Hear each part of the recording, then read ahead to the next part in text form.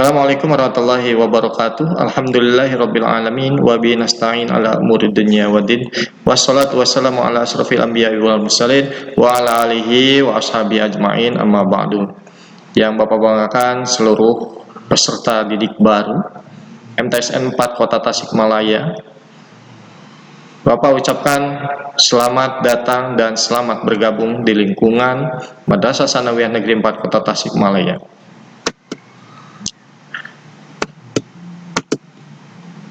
Kegiatan ini dinamakan masa taruh siswa madrasah online karena dilaksanakan pada saat situasi-situasi COVID-19. Semoga keadaan seperti ini segera berakhir dan kita bisa beraktivitas dengan normal kembali. Nah, sebelum ke materi, maka Bapak akan memperkenalkan diri. Yang pertama, nama Abdul Rashid, tempat tanggal lahir Serang 11 November 1980, jabatan guru matematika dan tugas tambahan Wakil Kepala Madrasah bidang kesiswaan.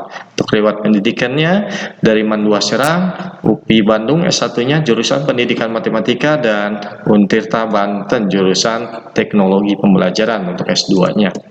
Alhamdulillah, saya juga sampai saat ini juga menjadi anggota dari Perkumpulan Matematika Nusantara (MN), anggota dari Ikatan Guru Indonesia, anggota dari Edutex Madrasah. Untuk pengalaman bekerja dari 2005 sampai 2013 ditugaskan di MTSS Musyaratul Muta'allimin Banten, 2013 sampai 2016 di MTSN Negeri 1 Kota Serang, Banten, dan dari 2016 sampai dengan sekarang saya ditugaskan di MTS Negeri 4 Kota Tasikmalaya.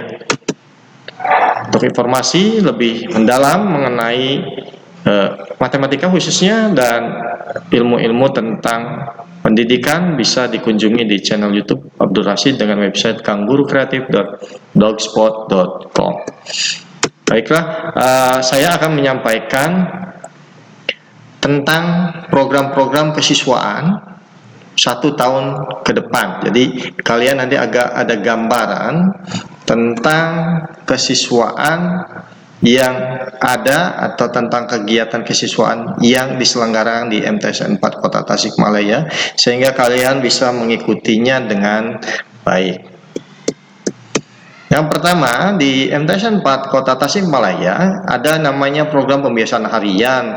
Di sini kita dibiasakan menyelenggarakan sholat duha bersama, sholat zuhur bersama, dan membaca Al-Quran setiap pagi. Ya, untuk membaca Al-Quran setiap pagi, ini kita ada koordinatornya tersendiri nanti, ya, di bawah koordinator dari pembina keagamaan, yang tentunya ya diprogramkan, yang sudah diprogramkan setiap hari itu surat-surat yang dibaca berbeda-beda. Yang penting targetnya nanti bisa terlaksana atau tercapai. Lalu ada program pembiasaan mingguan dan bulanan. Kita mengadakan riyadoh setiap Jumat pagi. Kita laksanakan di lapangan. Ya, siswa laki-laki dan perempuan tinggal membawa peralatan sholat, kemudian pagi-pagi dikumpulkan lapangan dan dilaksanakan. Ya, ini gambarnya situasi ketika mengadakan riyadoh setiap Jumat pagi. Kemudian ada kultum 3 bahasa. Ya, bahasa yang diberikan ya, yang akan dilatih oleh kalian itu adalah bahasa Indonesia, kemampuan pidato bahasa Indonesia, bahasa Inggris, dan bahasa Arab. Nantinya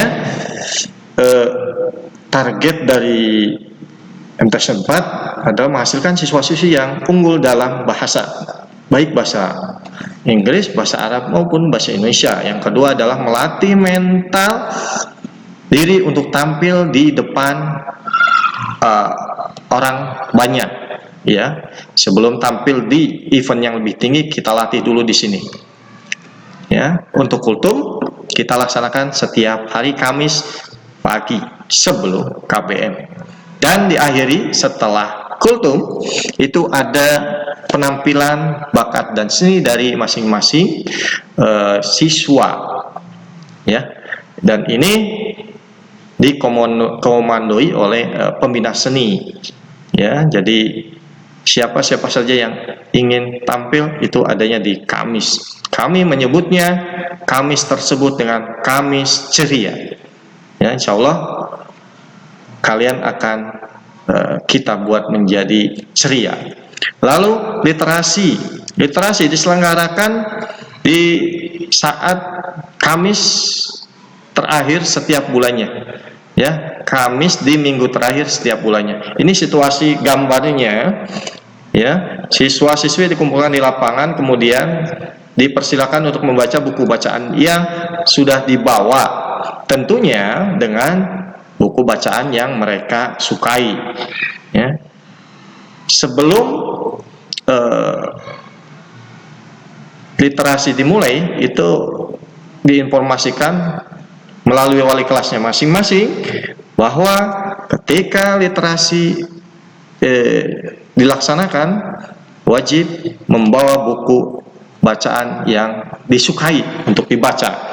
Ya, minimal dengan buku yang disukainya, maka keinginan untuk membaca bisa lebih tinggi dan tentunya akan membudayakan membaca.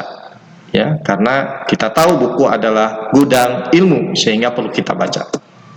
Ya, ini koordinatornya itu adalah Ibu Cakwati MSI. Ya. Lalu ada program pengembangan diri tahfiz. Ya. Ini adalah pengembangan diri dalam keadaan keagamaan dikoordinir oleh pembina keagamaan MTSN 4. Targetnya adalah seluruh siswa MTSN 4 minimal hafal juz 30. Jadi keluaran MTSN 4 ya, kita dorong menjadi atau mampu menghafal juz 30. Adapun program yang direncanakan 1 juz 30. Ini target minimal sampai lulus itu 30 juz 30.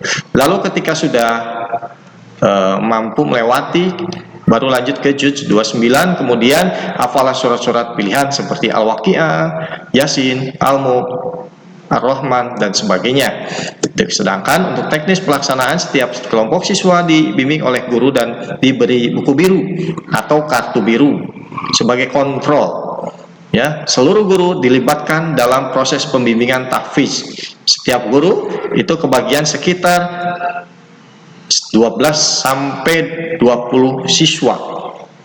Ya, yang di kartunya itu tertulis nama-nama surat. Ya.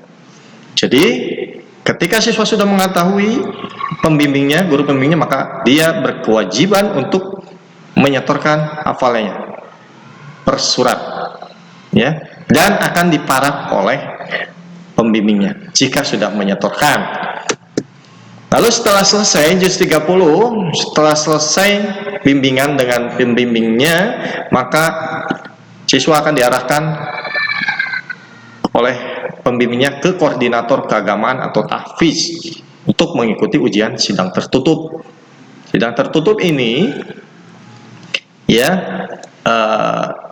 diuji dengan penguji yang sudah di SK-kan oleh sekolah, ya. Lalu setelah sidang tertutup selesai, maka siswa akan diarahkan ke ujian terbuka di lapangan. Hal ini untuk uji publik apakah mental siswa betul-betul sudah berani atau masih malu-malu, ya. Ini untuk memastikan atau melatih ke event-event yang lebih tinggi. Lalu siswa akan mendapat reward dan sertifikat dari sekolah. Ekstrakurikuler wajib itu adalah pramuka sesuai dengan kurikulum, bahwa pramuka termasuk ekstrakurikuler wajib yang diikuti oleh seluruh siswa-siswi MTSN 4 Kota Tasikmalaya dengan pembina putra Pak Jejen Nurjen, pembina putri Bu Aisyah Sarjana Hukum. Ya, banyak sekali kejuaraan-kejuaraan yang pernah diraih, ya. Salah satunya juara 2 pioneering putri, 2 juara 3 hiking putra pada kegiatan Game Squad Walking se-Jawa Barat. Ini baru sebagian kecil, ya. Nanti secara lebih mendetail lagi kalian akan dijelaskan sesuai jadwal di hari Rabu tentang ekskul pramuka. Ya. Untuk mengenai agenda kesiswaan selama 1 tahun. 1 PPDB sudah, Matsama, Permata, praktek kurban, kultum 3 bahasa, literasi, PHBI, PHBN, rapat MPK, pemilihan ketua OSIS, perpisahan, pelantikan anggota baru PMR, pelantikan kenaikan tingkat pramuka, POSIS, ya, study tour, porak, pelatihan pengurus OSIS baru, raker OSIS, LDKS, porak, ganjil dan genap, pelantikan pengurus pramuka, pelantikan pengurus PMR, lomba kebersihan, MTSNK, pemberian reward penghafal Al-Quran, pembiasaan duha dan sholat duhur berjamaah, pembiasaan riyadah Jumat pagi, pembiasaan baca Quran sebelum KBM. Ya, lalu ada pembiasaan buang sampah pada tempatnya dan pembiasaan budaya 5S. Salam sapa, senyum, santun, silaturahmi. Jadi selain akademik dan akademik, kita juga mengembangkan karakter siswa untuk ya bisa sadar akan kebersihan. Kami menyebutnya PKB, pungut, ya, kantongin dan buang ketika melihat tempat sampah.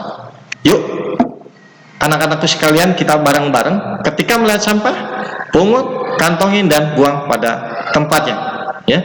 Lalu pembiasaan budaya 5S, ya, ketika setiap kali bertemu dengan guru atau temannya, biasakan ucapkan salam. Untuk jadwal kegiatan ekskul, 1 pramuka itu hari Sabtu setelah KBM, ya. Lalu PMR setiap hari Kamis, pembina Pak Aan dan Bu Pipit, voli Pak Wawan, hari Kamis tenis meja, hari Rabu pandang, futsal Pak Aan, hari Jumat kesenian Bu Sri Lisnawati, lalu ada POSIS Pak Pipit, Wildani dan Bu Nurul, kaligrafi Pak Dudu Abdussalam. Khusus kaligrafi ini alhamdulillah kita sering sekali menjadi juara di kejuaraan baik tingkat provinsi maupun tingkat kota. Ya, pernah kita tampil di Radar TV Tasikmalaya untuk ekspos kejuaraan kaligrafi tingkat provinsi langsung dengan pembina Pak Dudu Abdussalam. Beliau merupakan salah satu pembina terbaik yang dimiliki oleh kota Tasikmalaya karena Pak Dudu itu sudah dipakai untuk menjadi pelatih di tingkat kota maupun